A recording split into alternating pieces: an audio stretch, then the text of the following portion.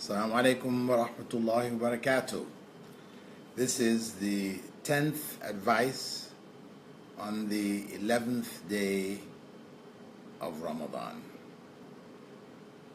And I must apologize that I didn't do it earlier. So those of you that have been following the advices, I've been doing them in the morning or in the early afternoon, something like that.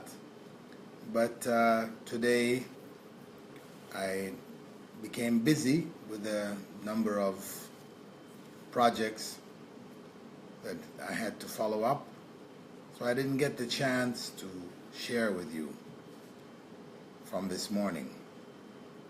So at least I'm trying to share something this evening, tonight, and for you, of course, in the West, in the Americas, in Canada, US,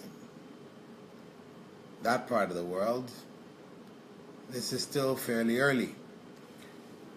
So the point is, what did I want to share with you today?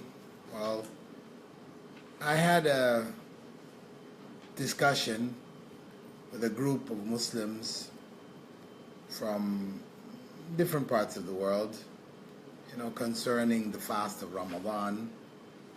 And the main point that I tried to focus on was the need for us to change through Ramadan.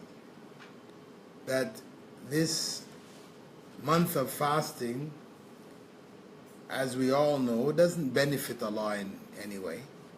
If we all fasted, He doesn't gain anything. If we all don't fast, He doesn't lose anything.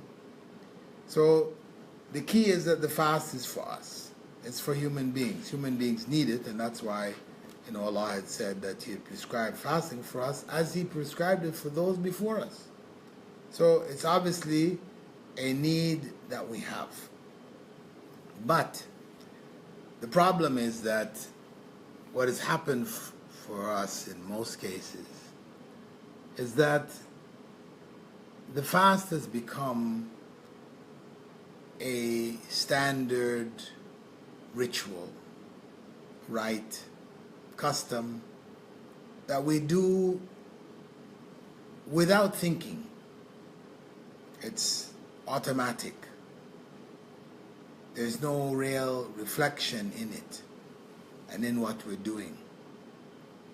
Questioning the value of what we're doing. Why do this? If it's not going to do anything for us, it's not going to benefit us, and that's who fasting was prescribed for, is us. So if we're not getting any benefit out of it, then we are the losers. We're doing acts which are of no real benefit, taking of our time, starving ourselves, suffering in one way or another, all for nothing. So it is very important for us to consider every aspect of the fast, from the sahur to the day, how we live that day of fasting, how we apply the principles which Prophet Muhammad ﷺ taught us about fasting, and the time of breaking the fast, which to a large degree with regards to the physical aspects of the fast, that is the time of testing. What lessons did you learn? What benefit did you get? If at the time of breaking the fast we gorge ourselves, then no self-restraint is being applied.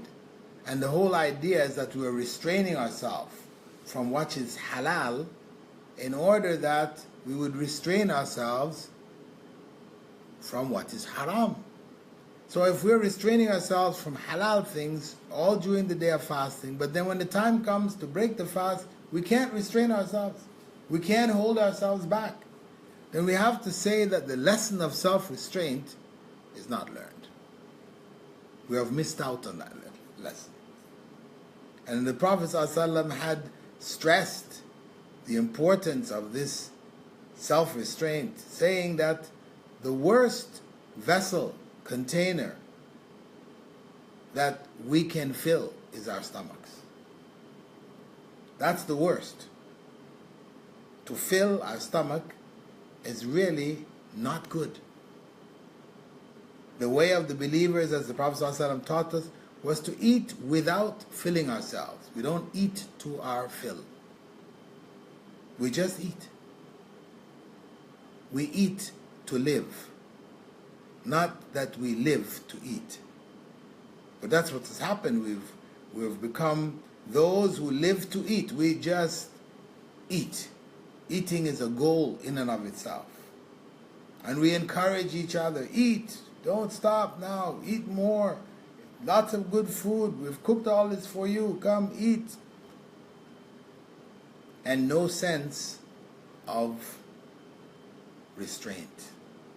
And this physical struggle that we should have becomes manifest in our spiritual life.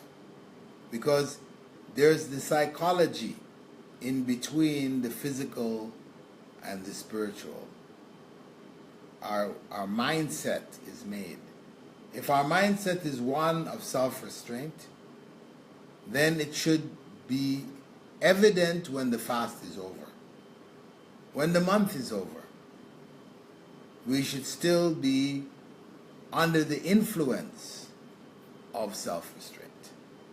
So, just a point to reflect on. Why are we fasting? What are we going to get out of it?